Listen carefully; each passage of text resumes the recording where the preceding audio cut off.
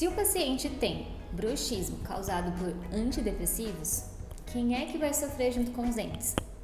As restaurações, as facetas, as lentes de contatos, qualquer procedimento que você faça na boca desse paciente. Muitos medicamentos psiquiátricos, como a fluoxetina, a paroxetina, a sertralina, podem causar bruxismo, xerostomia e alteração no paladar. O bruxismo ele não desgasta somente o dente, mas ele também desgasta material restaurador, como por exemplo a resina composta, que pode ser de uma restauração do dente posterior, do dente anterior, uma faceta, uma lente de resina, por exemplo. Ou seja, aquele paciente que chega reclamando que a restauração não durou muito, ele pode estar sofrendo o efeito colateral desse medicamento.